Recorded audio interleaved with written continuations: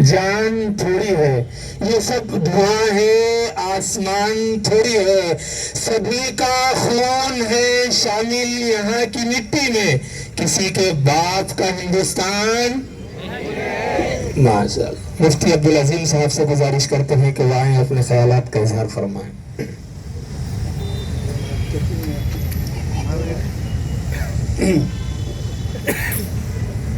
وَبِهِ نَسْتَعِينُ۔ محترم سامعین، جو ہم آج احتجاج کے لیے جمع ہوئے ہیں، یہ جو سنبل میں جو واقعہ پیش آیا ہے اس کے تعلق سے، اور اس ملک کے اندر جو ظلم مسلمانوں پر ہو رہا ہے اور نام بدل بدل کر مسلمانوں پر ظلم کر رہے ہیں، اس کے خلاف بھی احتجاج ہے۔ ساری تفصیلات آپ حضرات کے سامنے آئی ہے۔ میں آپ کو بتانا چاہتا ہوں، مسجد جو اللہ کا گھر ہے، ہماری شریعت یہ بتلاتی ہے اگر جس جگہ پر مسجد کی بنیاد ڈال دی جائے اور اللہ کے گھر کی تعمیر ہو جائے، چاہے دنیا کا کوئی فرد، کوئی انسان اس کو اس جگہ سے نہیں ہٹا سکتا ہے۔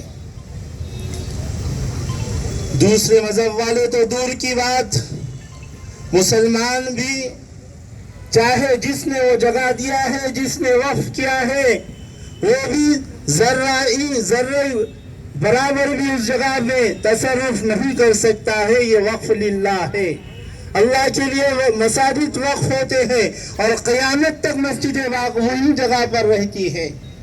جس طرح سے بابری مسجد کا معاملہ ہمارے سامنے آیا ہے، ہمارے اکابر نے جو کہا کہ کورٹ کے فیصلوں کو آپ کو ماننا ہے، تو امت مسلمہ نے بغیر چون چرا کیے ہوئے ہر ایک نوجوان کے دل کے اندر یہ دھڑکن تھی اور یہ جذبہ تھا، ہر ایک یہ چاہتا تھا کہ نہیں، بابری مسجد تھی اور ہے اور رہیں گی، ہر ایک یہی چاہتا تھا۔ لیکن اکابر اور علماء کے فیصلے کے مطابق کہ جو کورٹ فیصلہ کریں گی ہم اس کو مانیں گے، ہم نے وہ فیصلے کو تسلیم کیا ہے۔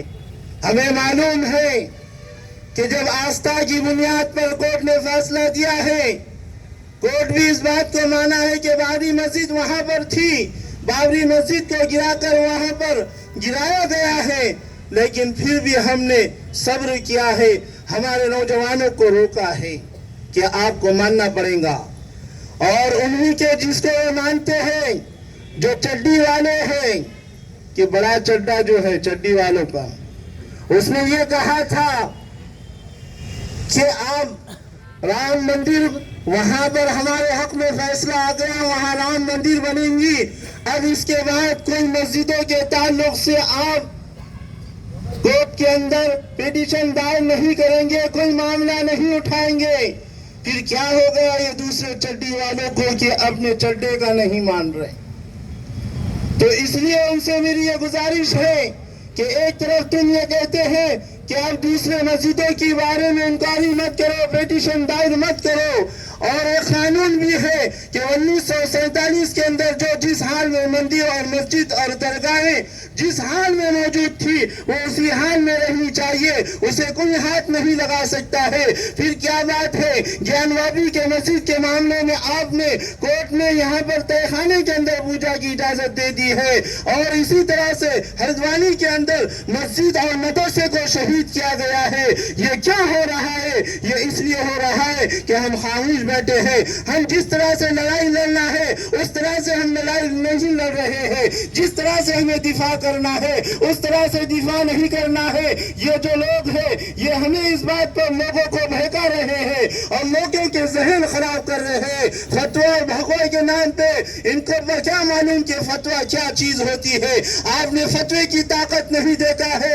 انگریزوں کو جا کر پوچھئے کہ فتوے کی کیا طاقت ہے، کہ فتوے کی وجہ سے یہ ملک آزاد ہوا ہے اور اس ملک کو چھوڑ کر انہیں یہاں سے بھاگنا پڑا ہے. یہ فتوے کی طاقت ہے. اگر فتویٰ آ گیا تو یہ مسلمان ایک بھی خاموش نہیں بیٹھ سکتا ہے. مسلمان اپنی جانوں کو قربان کر سکتا ہے, سب کچھ دے سکتا ہے, لیکن فتوے کے خلاف عمل نہیں کر سکتا ہے. صرف مولانا نے ایک اپیل کی تھی, انہوں نے اس کو فتوے کا رنگ دے دیا ہے. فتوے کی طاقت آپ کیا جانتے ہیں؟ اگر فتوے کی طاقت معلوم کرنا ہے, جاؤ برطانیہ میں جا کر انگریزوں سے پوچھو کہ فتوے کی طاقت کیا ہے. آپ کیا سمجھتے ہیں کہ ہم یہ مسلم قوم سوئی ہوئی ہے؟ سوئی ہوئی نہیں ہے, یہ صبر کر رہی ہے. کب تک صبر کریں گی؟ جب تک یہ برداشت ہوں گا.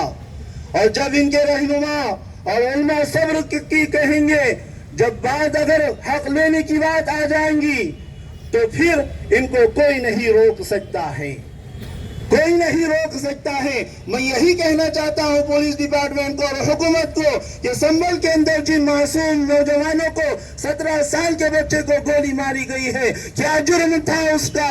کیا جرم تھا؟ 5 نوجوانوں کو شہید کیا گیا ہے. یہ کیوں گولیاں چلائی جا رہی ہے؟ آپ کنٹرول کر سکتے تھے, لیکن پھر بھی آپ نے اس طرح سے ہنگامہ برپا کیا ہے کہ معصوم بچوں کو, نوجوانوں کو گولی مار کر شہید کیا گیا ہے. یہ تو برا مرڈر ہے, اور یہ حادثہ نہیں ہے بلکہ سوچی سمجھی پلاننگ ہے. تو اس لیے ہم آپ سے یہی کہنا چاہتے ہیں کہ جو سنبھل کے اندر واقعہ ہوا اس کی ہم مذمت کرتے ہیں, اور جو اس کے خلاف جنہوں نے بھی سازش رچی ہے ان کے خلاف جلد سے جلد سخت قانون بنا کر اور ان کے خلاف کارروائی کی جائے. واقعی دعوانا الحمدللہ.